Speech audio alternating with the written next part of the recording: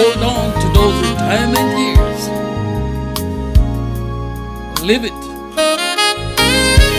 love it, enjoy it. Oh, yeah.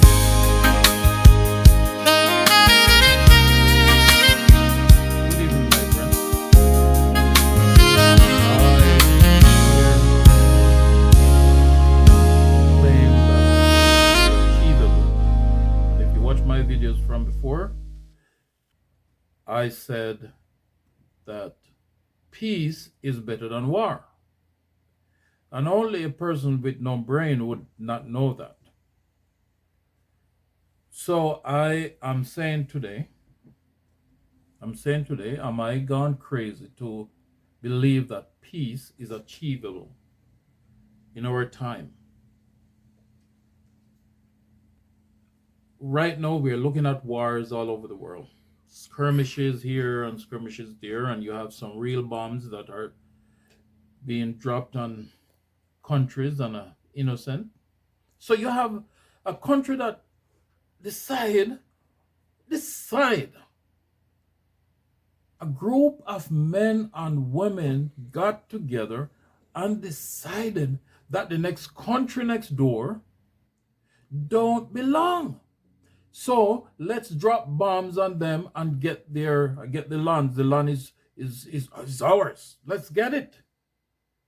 Some countries are fighting for more than 4 years to deprive a people of their heritage, deprive a people of their land and their people.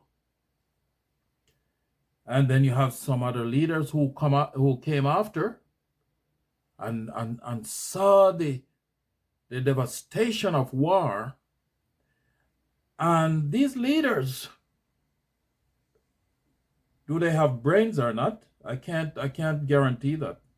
But I'm only saying these leaders saw what was happening and they took it upon themselves and decided to group together to bomb another country because they want that country to bend to their will. So they take out their big guns and their bombs and they drop. So it looked dismal. Peace. How can peace be achieved with people that are leading us who don't have the brain of what can I say? How can you describe what kind of brain these leaders have? So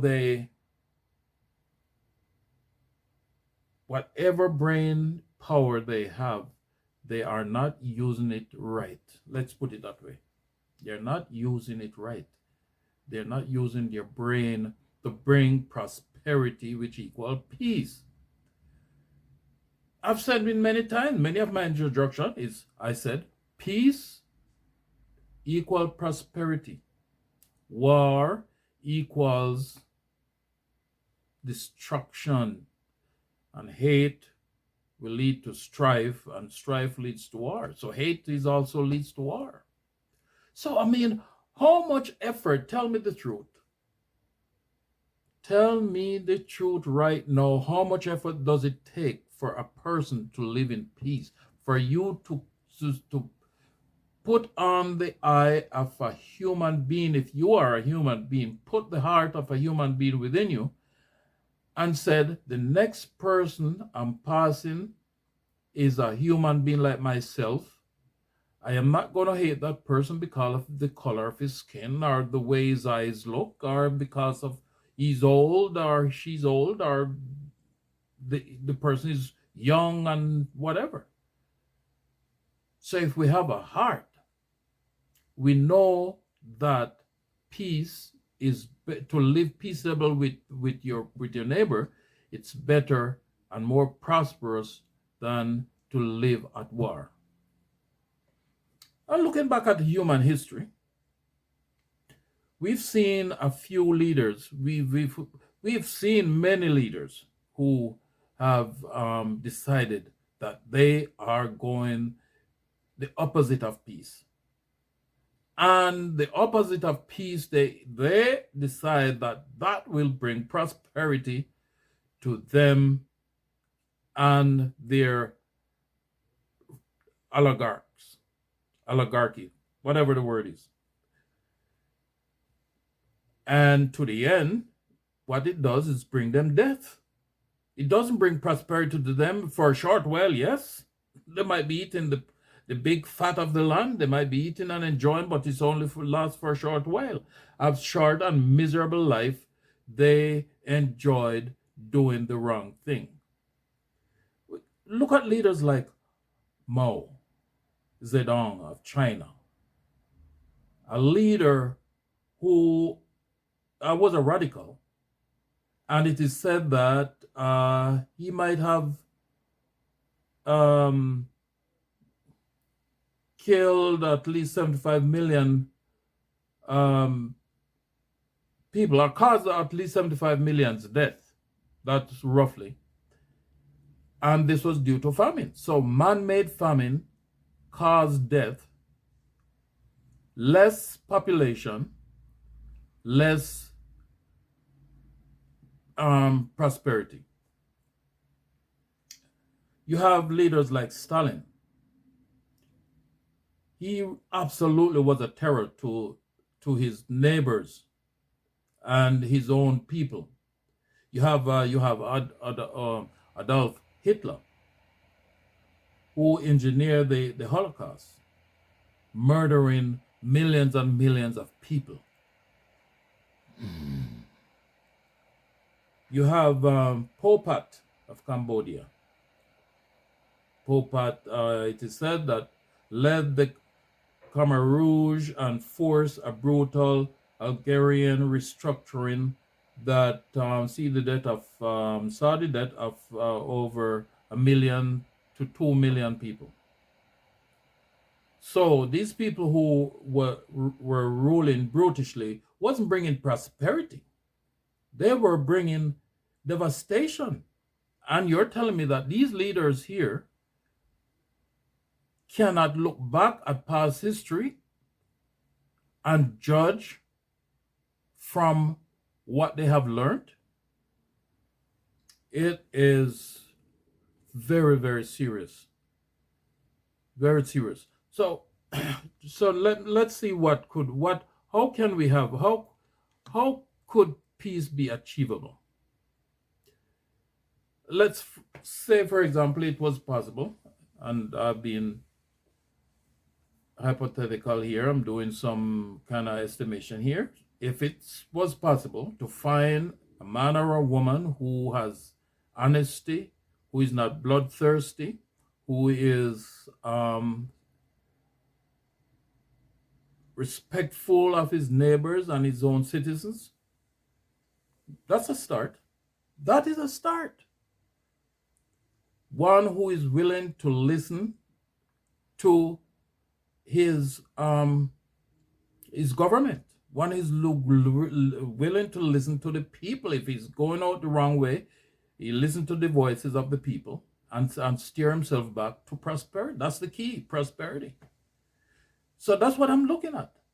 So is it possible to find those type of humans in our present world? Is it possible to find honest, decent people who have nothing else in mind but to bring prosperity to themselves, their citizens, and the world at large? You have countries or neighboring countries that you might know of who are ruling, who tear up the promissory note that they said that these leaders promised their people that we're going in to bring jobs and we're going in to bring it's going to revolutionize the different type of industries. And they tear up that note and flush it down the tube, and what they're doing for themselves, they are milking the blood, milking the sweat, milking everything from their citizens and from those around them for themselves. Does that bring lasting peace and prosperity? No, it doesn't. So the question is, when will leaders learn that war cannot bring prosperity? It leads to more strife. But I am saying, I still believe that peace can be achieved if based and if we can find human beings with common decency, unselfish.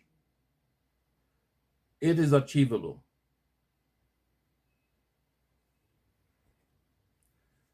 Looking back over our history, I can see that there were a few leaders among the many, many, many, many leaders who achieve common sense peace. Know that if you treat the people right and with respect, you can grow your country and you can be loved outside your boundaries. Like, for example, David ruled for 40 years and he was able to live peaceable with his neighbors. He was able to bring happiness to his people and success, prosperity. Solomon was another leader who reigned 40 years and was able to bring peace.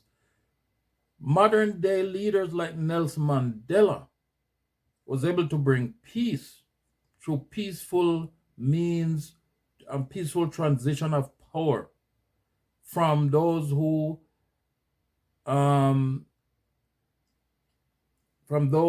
elevated apartheid to such level as though it was a standard of holiness amongst a people that suffered in their own land. He was able to bring prosperity. For the short little while he was there, he was able to bring peace. For example, Gandhi led India to independence using peaceful means. Abraham Lincoln was also a leader, common sense leader, that guided the United States through a civil war and ended slavery. These are men with common sense.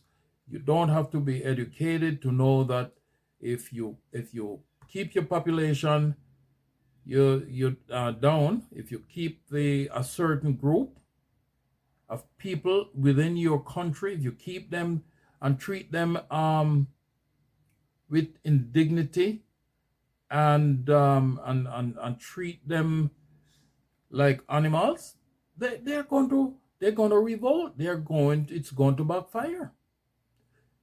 You don't treat the people with respect, and they will take up arms. So I'm beating around the bush to see if I can find out how peace can be acquired, and if you would agree with me. But yes, it is possible. It is possible that leaders, can lead common sense leadership, seeking out the best for their citizens, showing respect to their neighbors, and the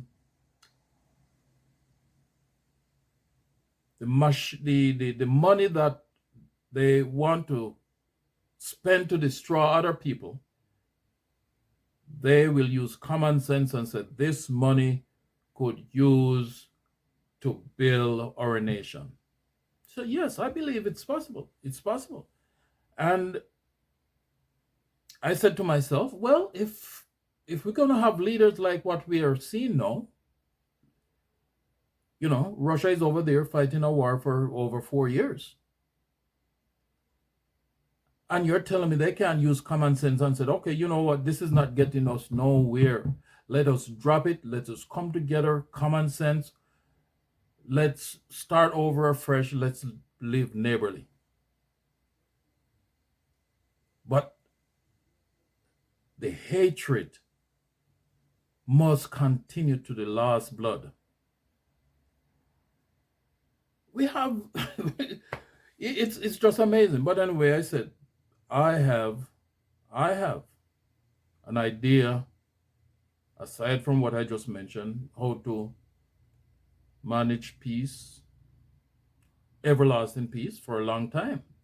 We know that there is only one that will bring peace everlasting, and it's God Himself, who said He's bringing a new earth, a new heaven. He's going to put it all together, and that means we are imperfect. So nobody is looking for a perfect peace within humankind, but we can have lasting peace and respect. We can have lasting peace and respect, and I believe it. So what I did, I have said to myself, what if somebody could design and build a device that would force leaders to be respectful and live as peaceable as they can with their neighbors and bring prosperity within their boundaries. So I said, if that device was available, and for those countries who have been abused by, say, bigger countries, and these countries could use it to repel the bigger countries' guns and their ammunition and could repel, I said, well, this is a device that would work. So the big countries will have their big guns, and if they fire their guns toward their enemy, the enemy is equipped with this device that repel their rocket or their bullet right back to where it started. Fantasy. Well, let's see. I am going to bring you my story. I'm going to bring it to you in the next episode. So I will definitely hope you will come back and find out what this device is all about. What is this device all about? Well, if we can only dream. If we can dream it, we can build it. Thank you for watching. Goodbye, my friends. I can see the world alive and prospering.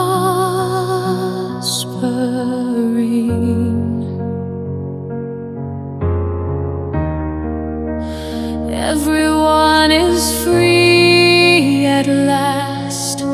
The eyes of the dome is watching over peace. The heart of the dome beats stronger and stronger.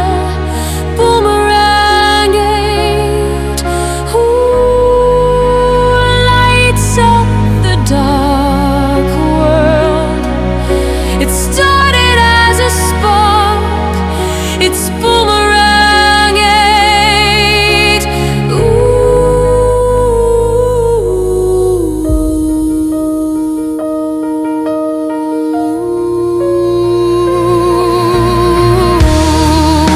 the island awakens under golden light. A wave crashes on her shores. Children playing under the shadows of the hills, dreaming of a better tomorrow. The eyes of the dome is watching. The eyes of the dome is watching. It's boomerang.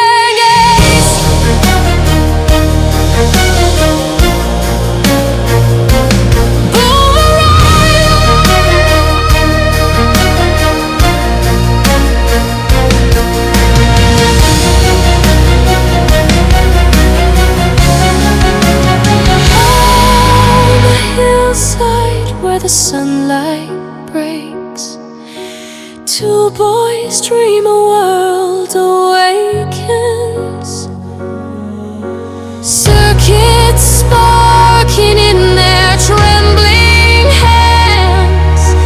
Hope is rising from the Kingston sands.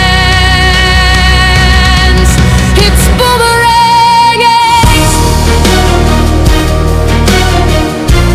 It's the eyes of the dome, dome, dome, dome,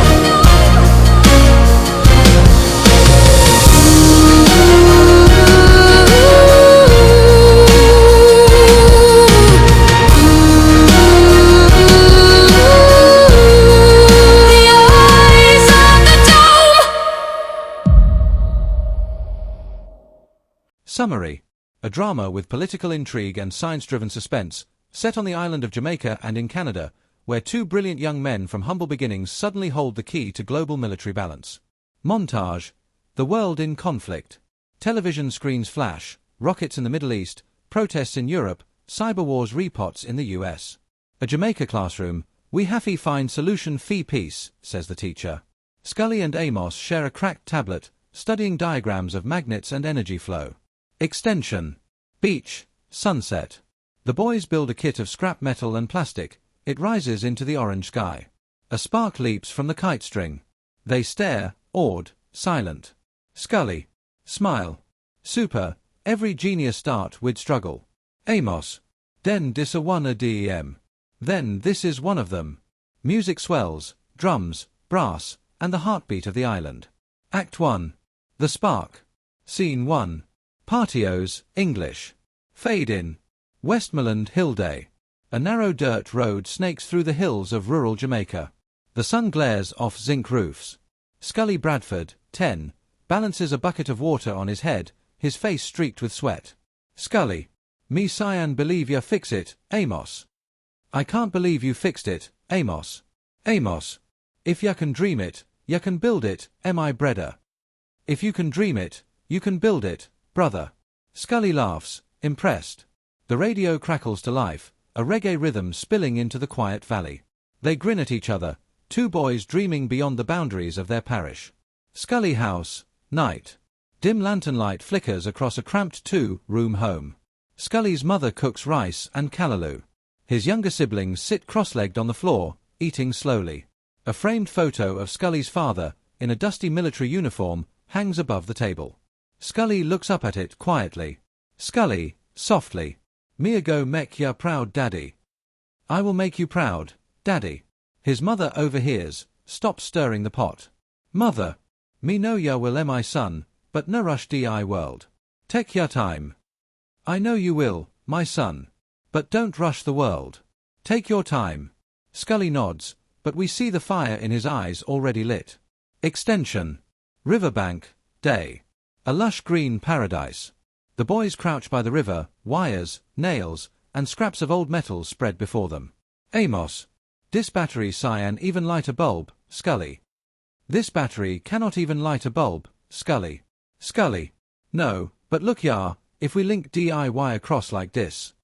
No, but look here, if we cross the wire like this. A spark jumps between two nails. Both boys jump back, then burst out laughing. Amos: yes, I that. Lightning in a wi han. You see that? Lightning in our hands. Scully: wi could stop bullet with this thing one day. We could stop bullets with this thing one day. Amos, grinning: stop bullets. Ya wan become superhero now? Stop bullets. You want to become a superhero now? They laugh, but the idea lands somewhere deep. The sound of thunder rumbles far away, like the earth agreeing. Extension: schoolyard, day.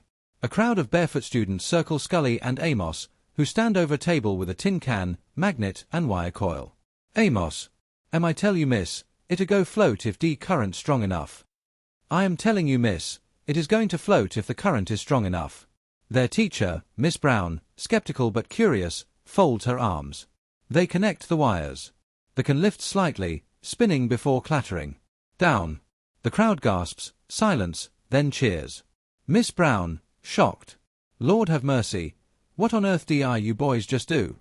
Scully: me no know yet, miss. But am I a go find out? I don't know yet, miss.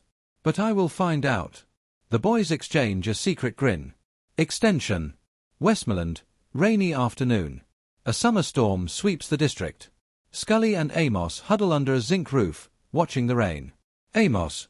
Ya ever tick 'bout leaving ya? You ever think about leaving here? Scully. All di time. But am I now run way, am I a go rise from Yasu? All the time. But I'm not running away, I'll rise from here. Amos.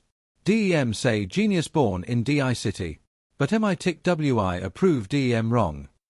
They say genius is born in the city. But I think we're proving them wrong. The light slows. Lightning flashes again, reflected in Scully's determined eyes. Dissolve to. A new day is coming. The beginning of something that will change the world. Act 1 continues. Int. Community Center, night. A flickering fluorescent light hums above a crowd of locals seated on benches. Scully, now 15, and Amos, 16, stand at the front beside a makeshift wooden table lined with wires, a radio antenna, and a small glowing orb, web shape, made from scrap plastic. Amos. Wi call it, Di boomerang. We call it, the boomerang. Scully. It catch signal, amplify it and send it back stronger than before. The crowd murmurs, half impressed, half confused. Miss Brown, their old teacher, stand in the back, proud and misty-eyed.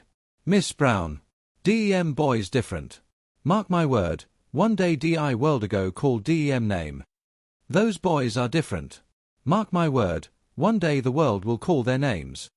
Applause swells. The boys exchange a look, half pride, half disbelief. Extension. Hilltop, night. The boy walk home beneath a blanket of stars. The glowing orb pulses faintly in Scully's hands. Amos. Scully, ya tick the world ready fid is. Scully, do you think the world is ready for this? Scully. Maybe not, but am I ready fi Di world? Maybe not, but I'm ready for the world. They reach the crest, looking out at the valley lights below. Amos, quietly. Me feel this place too small fi wi dreams. I feel like this place is too small for our dreams. Scully. Then wi build a bigger place. Then we can build a bigger place. Thunder rumbles again, a call back to their childhood lightning moment. Kingston. Government office day. A stark air-conditioned room. Two men in suits. Mr. Henley and Colonel Reeves watch footage of the boys' invention on a grainy laptop. Henley. They built that out of scrap. Reeves. Out of nothing but curiosity. Jamaica could use minds like that. Where ya get that? Henley. Their teacher sent it to me without their knowledge. He closes the laptop. Reeves. Decisive. Send for them. Westmoreland, day. A black government SUV rolls into the dusty town square. The entire village watches. Scully and Amos stand side by side, nervous, hopeful.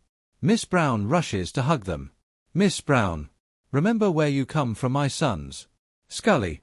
Always, miss. Always. The men step forward, briefcase in hand.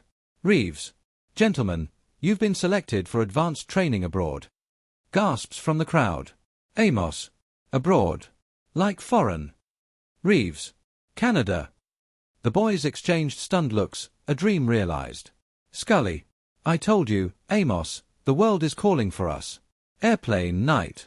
Through the small oval window, clouds drift below. The boys, dressed in simple clothes but glowing with wonder, stare out in silence. A Jamaican flag pin glints on Scully's shirt pocket. Amos, softly. I wonder if we will ever come back. Scully. We have to come back. Jamaica needs us. As the plane breaks through the clouds, lightning flashes again, echoing their first sparks. Act I continues. The experiment. University of Toronto, day. Snow falls gently over Gothic towers. Scully, 18, and Amos, 19, step out of a black government car, bundled in oversized coats. Their breath clouds the air. Man, I can't feel my hand, Scully. This cold is brutal. Scully. Focus, brother. We come to build, not freeze. Focus, brother. We came to build, not freeze. They stared at the sprawling campus. Everything feels impossibly large. From Westmoreland dirt roads to marble floors, genius doesn't choose place. It just needs space. Lab facility, night. Rows of glowing monitors. Engineers in white coats murmur around high-tech consoles. Scully and Amos sit at a table filled with components, wires, magnets, circuitry, fragments of metal shaped like wings. A Canadian supervisor, Dr. Carter, 40s, approaches. Dr. Carter. You boys sure you build this yourselves? Scully. Yes, sir. Every piece, by hand and faith. Dr. Carter. You understand what this could mean for the defense system? Amos, grinning. We just want to protect life, sir. Not take it. Dr. Carter. Well, let's see if your dream flies. He nods. A red indicator light blinks on the test console. Test room, continuous. Through a reinforced glass window, a small projectile launcher aims toward a glowing electromagnetic field emitter mounted to the wall. A tension hum fills the room. Dr. Carter, OS. Launching in 3, 2, 1 dash. The rocket fires.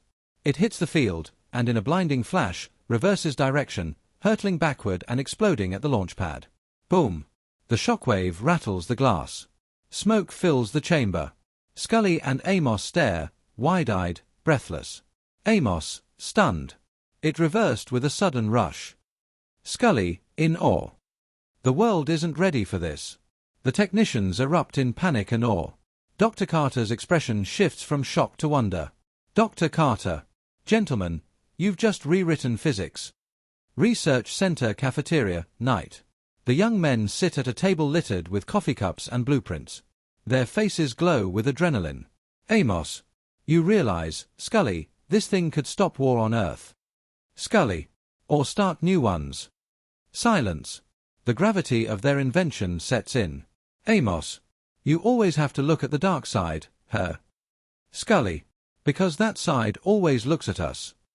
A long beat. Amos, softly. I don't want us to get used. Scully. Then we control it. Not them. Meanwhile, someone has leaked information to international press that Jamaica and Canada have invented a beast that can stop all wars. America, with its stockpile of war machines and guns, is working covertly to get to the bottom of this invention. England and Russia have their own plans. Lab.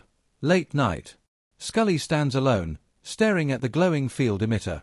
It pulses softly, like a living thing. He places his hand near it, electricity dances between his fingers. Scully, VO. Power isn't evil. The hand that holds it makes it good or bad. He sees Amos asleep at the desk, surrounded by sketches and notes. Scully smiles faintly, proud, but haunted. Act 1 continues. The return. Fade in. Extension. Norman Manley Airport, day. A small crowd gathers behind barriers as a private jet taxis across the runway. The Jamaican flag waves beside the terminal. Reporters swarm with cameras and microphones.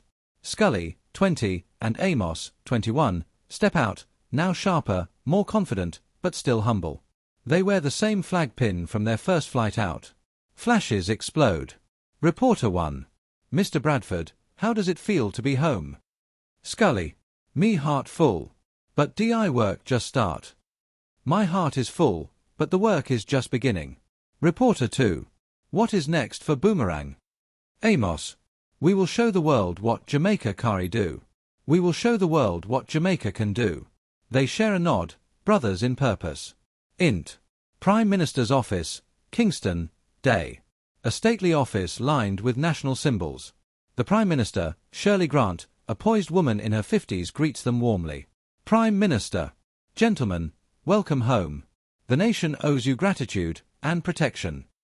She gestures to a folder on her desk. Prime Minister, CONT'd. The world is watching. The US, England, Russia, everyone wants a piece of this. But understand. Switches briefly to Partios. Mina sell out mi Pickney DEM invention for no foreign dollars. I will not sell out my son's invention for any foreign dollars. The boys exchange a proud look. Scully. Thank you, Madam Prime Minister. We only want peace. Prime Minister. Then let's make peace unbreakable. 18. Extension. Kingston waterfront, night. A massive stage lit by floodlights. The Prime Minister stands before the crowd and international media. Prime Minister. Tonight, Jamaica stands at the dawn of a new age, powered not by weapons, but by wisdom. The Boomerang Dome will shield our skies from war, from tyranny. Applause and chants fill the air. She turns towards Scully and Amos, who stand behind her like heroes and sons. Prime Minister. Jamaica Pickney DM Smart. Ya here? A Wi-Fi lead DI world in peace. They are back and have set the dome in action. They don't have time to waste because there is an urgent call to peace. The dome glows faintly in the distance, the first stage of activation humming above Kingston skyline. 19. Int. Government Lab. Same night. Monitors flash as technicians monitor readouts. Scully adjusts a console, sweat glistening on his forehead. Amos watches nervously. Amos. What if it falls, Scully? The whole world is watching. Then we try again. Greatness does not come easy. He flips the switch. A low hum vibrates through the facility. The readings stabilize. Technician. We have field integrity. The dome is holding. They erupt in cheers. Through a glass window, they see a faint shimmer arching over the city. Electromagnetic dome, like a ghostly aurora over Kingston. 20. Extension. Kingston, same night. From rooftop to the beaches, Jamaicans gaze upward. The dome glows softly, protective, beautiful. Music swells. Fireworks explode, the people celebrating peace, pride, and promise. Cut to Scully and Amos standing on a balcony overlooking the city. Amos. W.I. did it M.I. Breda. Jamaica safe now. Scully. Safe does not mean quiet. Watch how the world reacts. And this is not even half the power of the electromagnetic field which will cover the four corners of the island. They stand side by side, heroes and targets. Scully, quietly. This is only the beginning. End of Act 1. Act 2 Summary. After their groundbreaking success in Canada, Scully and Amos returned home as national heroes.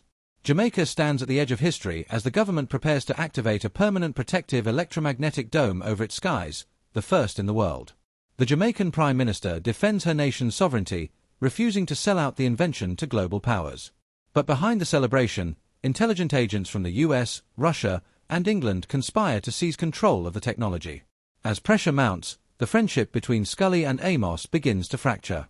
Love, ambition, and betrayal blur the line between genius and greed. The test of the dome becomes a test of faith, in their invention, their integrity, and in each other. Opening montage. The rise of the dome. Kingston, dawn. The capital awakens. The ocean glows beneath a pale morning sun. Helicopters hum overhead. Jamaican flags ripple from rooftops. Canadian lab. Control room, same time.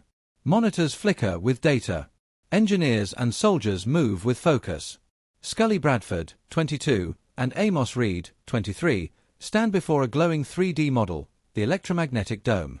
Scully, in awe. You see that, Amos? Every nation is going to want it now. Amos. Yeah, but who controls it?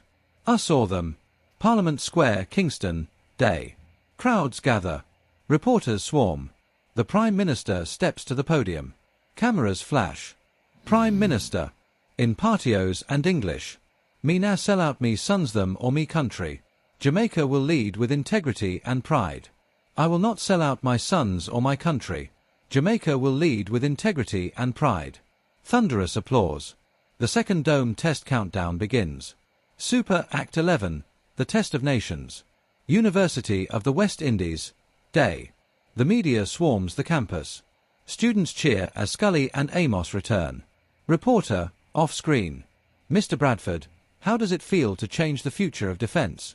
Scully, it na fi change defense, it fi change peace.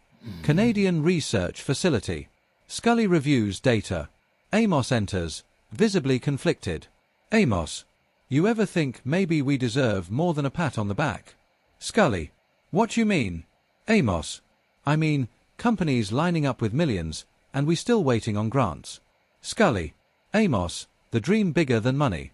Amos, dream cannot feed family.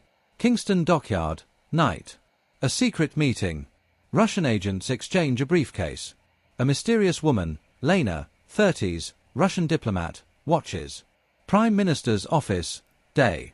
The Prime Minister listens to her security chief. Security chief. We have intel that foreign agents plan sabotage during the dome test. Prime Minister. Tell DM. Jamaica ready to defend herself. Test site. Day. A missile launches. The crowd holds its breath. The dome flares to life. Shimmering energy covers the sky. The rocket hits the field, pauses, then reverses course, streaks back to the remote launch pad. Boom! Scully. Now let's test the laser shield. Fire up laser. Fire on 1, 2, 3. Laser fired. Beam was deflected back to its launch pad, blowing itself up in a control space. Scully. To Amos, stunned. It works. By God, it really works. Bigger and stronger. Kingston. Night. Fireworks explode over the harbour. The Prime Minister raises her glass at a banquet. Prime Minister. To the sons of Jamaica, who teach the world that peace is stronger than war. Scully and Amos share a look, pride mixed with unease. The camera pans to the night sky where the faint shimmering of the dome glows above. End of Act 2. Act 3 Summary. After Jamaica's dome test succeeds, the world stands in awe and panic. The invention threatens the balance of global power. The US, England, and Russia attempt covert sabotage missions to seize the technology. Scully and Amos are invited to Canada for a global science summit, a front for espionage. Amos is seduced by luxury and attention, while Scully remains focused on moral integrity. When a second dome test begins, agents infiltrate the facility. A missile strike targets the Jamaican prototype. The system activates, the energy reverses, saving millions, but exposes the true power of the wristband and chip. In the end, Scully and Amos reveal their creation to the world, vowing it will protect all people, not serve the few. After a final celebration, they sailed away in the sunset with their families, leaving behind a legacy and a name for the future. Boomerang 9.0. Visual prologue, the test and the threat. Kingston, night. The city hums under a silver electromagnetic dome. Streetlights shimmer like trapped stars. Children point upward, elders whisper prayers. Jamaica looks peaceful, for the first time in generations. Canadian control room, night. Banks of monitors flash data. Scully, 25, and Amos, 26, study the numbers, tense but hopeful. Amos. DI whole world is watching Scully. If this fail, Jamaica mash up. The whole world is watching, Scully. If this fails, Jamaica is finished. Scully. And if it work, war mash up. And if it works, war finished. A feigned smile between them, brothers in belief. Int. Whitehall, England, Kremlin, CIA HQ, night. Screens glow. World leaders stare at the same footage. British advisor. No one nation should hold that kind of power. Russian general. Then we take it, before they learn to use it. American director. Or bury it quietly. Super Act 3 The Price of Peace. A grand auditorium filled with scientists and media. Flags of multiple nations line the stage backdrop. Cameras flash. Murmurs rise as Scully Bradford and Amos Reed take the podium. Moderator. Ladies and gentlemen, the creators of the Boomerang defense system, Mr. Scully Bradford and Mr. Amos Reed of Jamaica. Applause shakes the hall. Scully nods humbly.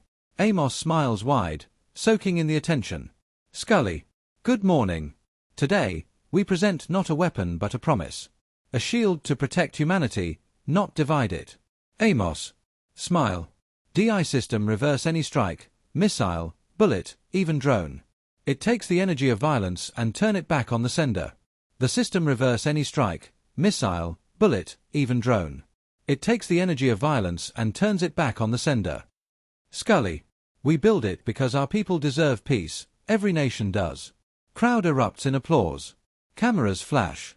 A shadowy figure in black, Lena, the Russian agent, snaps a photo quietly. Earlier, Scully and Amos had a heated argument. Scully heard again through the media that Amos is about to sell out Boomerang. Days after, hotel room, Canada. Lena mixes drinks, too careful. Amos watches her hands. Lena. To good partnership. Lena reminds Amos of the verbal agreement in regards to the sale of Boomerang 8.0 secret. Amos. I know what I have to do, you don't have to remind me, but I have been watched. Everything is being monitored. Tell your bosses to cool their heels. Lena. I mixed the best drink for you. Amos. Amos. Me now drink that. I am not drinking that. Amos looks at her. Her expression cracks. Why are you trembling like that, Lena? Lena, I just need a hug from you, and that's much better. Close up, show close embrace. Lena, people around you, they die. No bullet wounds. No sign of struggle. What's up with that?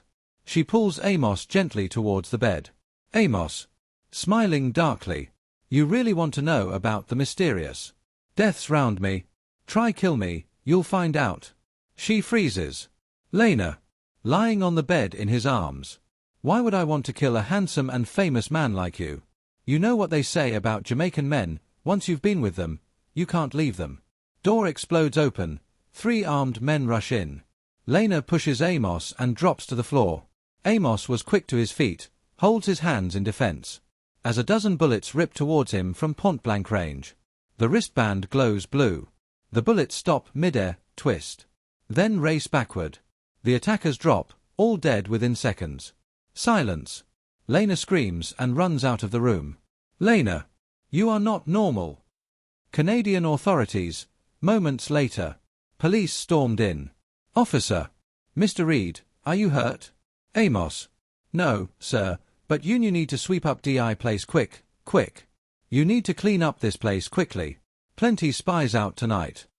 He puts on his jacket calmly and strolls out as if nothing happened. Scully and Amos. Ottawa Conference Hall, day. Security escorts Amos to Scully.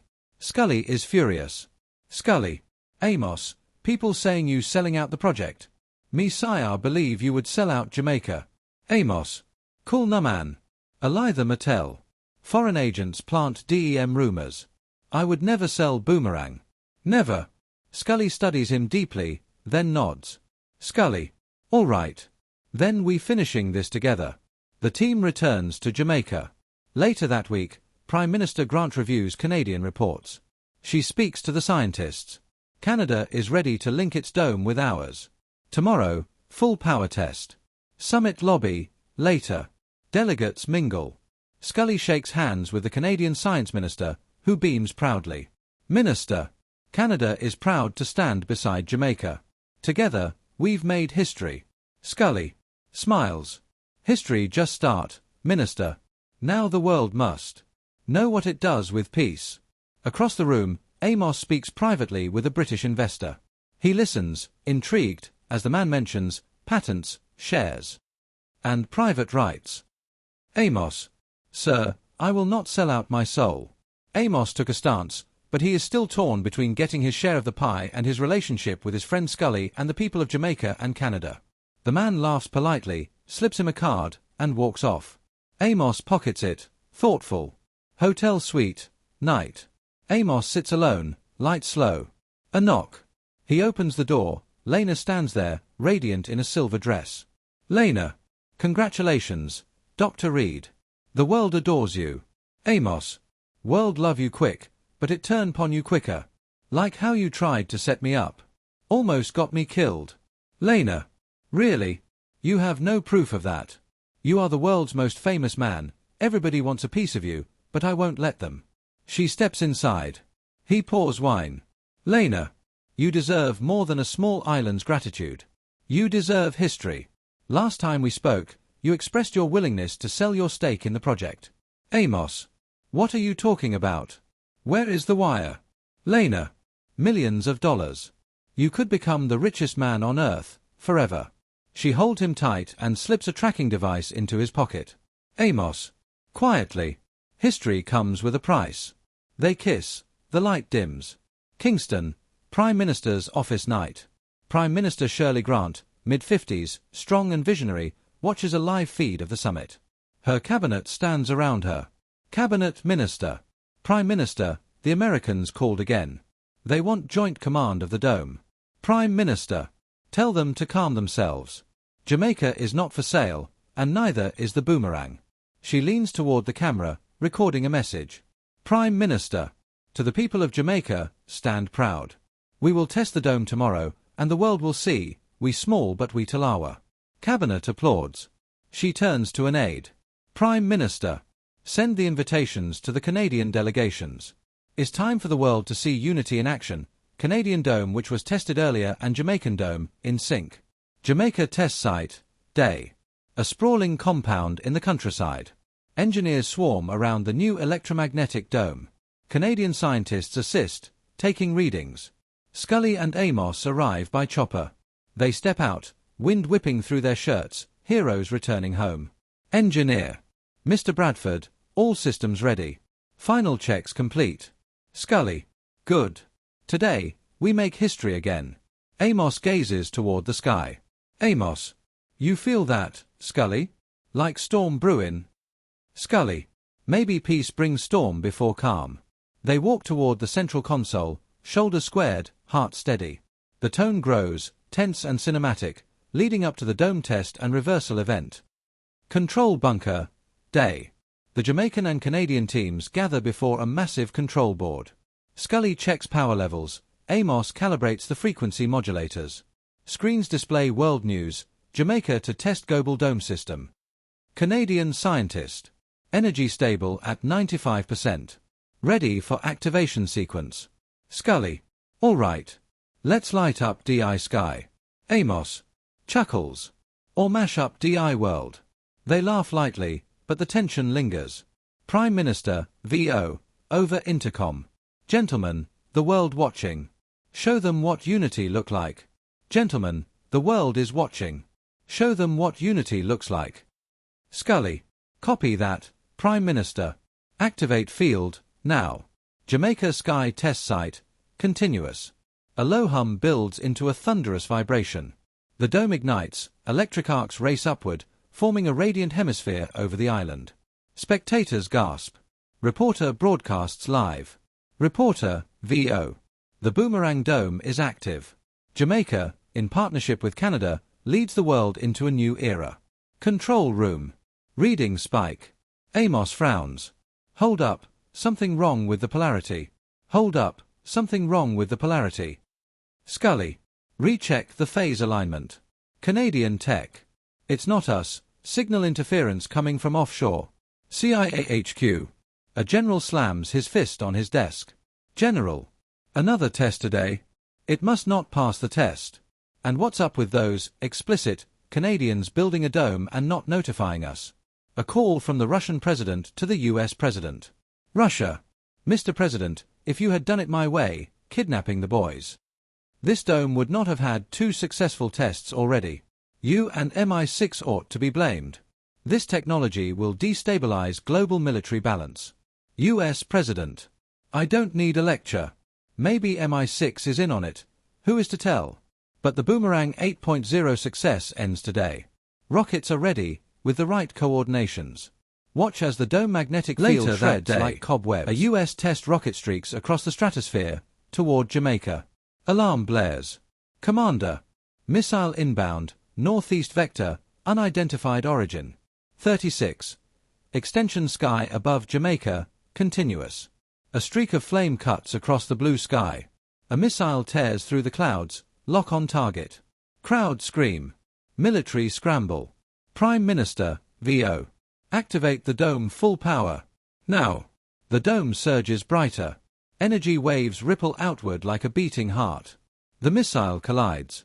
Time slows. Then reverses direction, twisting midair, screaming back toward its launch location. Boom! A distant explosion lights up the horizon. Cheers erupt. Control bunker, continuous. Sparks fly.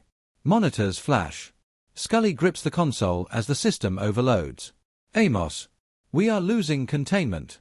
Scully. Stabilize the harmonic core. The reading peaks, then flattens. Silence. Scully. Whispering. We did it. Amos. Or it did us. A small laugh, part relief, part disbelief. Prime Minister. Excellent work, my sons. History just shifted.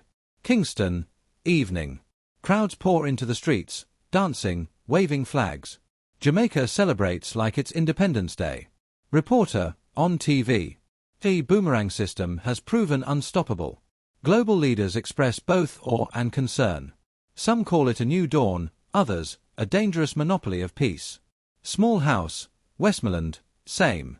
Scully's mother watches proudly, tears streaming. She touches the old photo of Scully and Amos as children. Mother.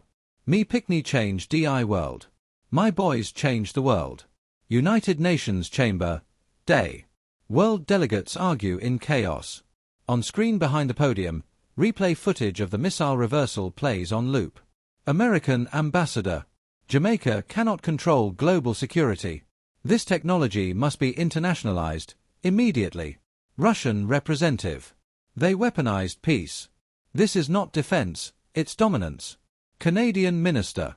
With respect, the boomerang system has saved lives. It's a shield, not a sword. Canada stands with Jamaica. Boomerang belongs to its creators. The hall quiets as the Jamaican flag lights up the main screen. The Prime Minister appears via hologram broadcast. Prime Minister. To DI World, Jamaica will never use this power for war. But we will not bow to those who use peace as control. Gasps. The feed cuts. Silence. Canadian hotel bar. Night. Scully and Amos sit apart, silence amid celebration. Amos. You think we gone too far, Scully? No, my bro. We reached just far enough to make them nervous. Amos. Nervous man dangerous. Scully. So is silence and peace. A waitress passes. They clink glasses softly. 40, int. Kingston equals Prime Minister's office equals day. Prime Minister and Cabinet gather for a national address. Prime Minister. To the press. Tomorrow, Jamaica celebrate a new age. An age of security, integrity, and invention. She looks to her defense minister. Prime Minister, CONT'd. Prepara Illinois Banchetto. Invite our scientists, the world must see DEM. Prepare the banquet. Invite our scientists, the world must see them. Cabinet Minister. What about foreign pressure, Prime Minister. Pressure builds diamond, not fear. She turns toward the window, gazing toward the dome shimmering above Kingston. Kingston, night. News vans line the streets. Billboard reads, Jamaica lights the world. Children wear toy wristbands. Vendors sell miniature boomerang domes. The people are proud, alive, defiant. Street vendor. By DI Future, $5. Younger. Me WN1, Mommy. A song echoes from passing cars, peace no weakness. State Banquet Hall, night. A lavish hall at the Jamaica Conference Center. Gold drapes, red carpets, the dome glowing faintly beyond tall windows. Dignitaries dine. Scully and Amos sit near the Prime Minister. Prime Minister. Tonight we celebrate courage. Two sons of Jamaica, Scully Bradford and Amos Reed, have turned struggles into salvation. Crowd applauds. Cameras flash. Prime Minister, CONT'd. Partios and English. DM boy dare show that peace no weakness and strength come from heart not power. Those boys prove peace isn't weakness, and strength comes from heart, not power. Applauds swell. Scully stands, humbled. State Banquet Hall, later that night. The music softens. The crowd quiets as Scully and Amos rise from their table. The Prime Minister nods to them. A single spotlight falls. Scully. Step to microphone. I want to tell the people the truth tonight. He raises his hand, showing the wristband. This band isn't just metal or code. It's a promise, protection, unity. Every man, woman, boy, and girl deserves this. It did not matter how many guns and knives they came against us with, they could not kill us. They died instead. This wristband linked to a chip under the skin prevented the wicked man from doing us harm. Every one of God's creation deserves to live in peace. And I promise you that every one of you will have a real live chip and wristband, so that you will be safe from the evil man. Gasps ripple through the crowd. The Prime Minister looks on with pride. Amos. And it na cost freedom. It give freedom. And may I add that it was just us two, poor, barefoot boys, with a small dream to say peace for all humanity is not just a dream, it is real. We do not have enough words to thank our parents who pushed us off the lazy beds and said wash your face, eat something, and hurry on to class. Thanks to the teachers who saw our inventions, got excited with us, and connected us with the right people. Thanks to our community who bought in on the idea early and fed us when we were hungry so we would not get discouraged and become worthless bums. Thanks to our Honourable Prime Minister who didn't see two barefoot boys without hope, but she saw potential and linked us up with the Canadian government who believed in our dreams and did not try to steal the dream but funded it from beginning to end. God bless Jamaica. May God bless Canada. Scully and Amos raise their hands to the crowd. Long live the dream. The audience rises, applauds thundering. Journalists flash photos. Canadian Prime Minister and other Canadian officials nod approvingly. The Prime Minister gestures to her family and ministers, all wearing their own wristbands. Canadian dignitaries lift their sleeves, revealing theirs. Prime Minister. Tonight, Jamaica and Canada stand together. We stand together on firm footing. Partios. This here invention cannot be duplicated. The enemies of peace going to have a hard time with this one. This invention cannot be duplicated. But the enemies of peace will die trying. Jamaican and Canadian officials raise their glasses to a long and lasting peace. Kingston Harbour. Colourful bulbs flickering along the shoreline and on every building in the adjacent areas. A large victory celebration. Scully Amos and their families mingling with dignitaries from all walks of life. Amos. Smiling. Scully, me never did see my madder dance so hard. Scully. She's celebrating more than us, she see the future in them picnic. They toast coconut shells. Scully. Speaks to the crowd, lifts his glass and shows his wristband. To every man, woman, boy and girl who deserve to live free, protected from evil. The crowd cheers. Back in Amos' hotel room, someone broke in and takes the laptop with sensitive information. Amos notices a faint glow on his wristband, which indicates his laptop is in the wrong hands. Amos. Whispers softly. Scully, my laptop is in the wrong hands. Somebody broke into my room, just now. Scully. Don't worry, they won't get far. Amos. Do I look worried? Self-destruct command is armed. Ocean horizon. The boomerang emblem flickers in the sky, faint blue pulsing once, like a heartbeat. Scully, VO. Peace is not the absence of power, but how you choose to use it. Scully, Amos and their family walk off toward their yacht, leaving a cheering crowd behind. The sound of an explosion is heard in the night sky, high above. Scully looks at Amos. Amos. Ya ticket was DI Russians. Skull. The Russians always think they are smarter than everyone else. Smirk across his face. Peace lives on. Curtain close. The curtain closes as the people cheer like the sounds of many thunders. Prologue montage. Over soft reggae strings and the hum of waves, we see news clippings, digital headlines, and bustling cityscapes of Jamaica and Canada. The Boomerang Shield celebrates 5 years of peace. Crime rates drop worldwide. Technology of hope. Global Defense Alliance praises Jamaican innovation. Now Jamaica must decide how to defend nations when they are threatened by other countries. Title card. Boomer 9.0, the project coming soon. Copyright symbol Leopold Price, all rights reserved. Main plot. 2 Jamaican childhood friends invented world-changing peace technology.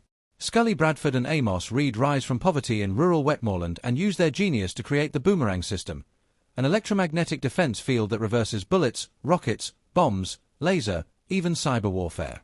The high point of this story comes in Act 111 when the wristband plus chip implant was revealed. Anyone wearing it becomes immune to bullets, laser beams, etc. The wristband is adjustable. It can be worn on any part of the body. Attackers suffer convulsions or heart failure when attempting violence. Prime Minister and the Canadian Cabinet receive the devices. The end.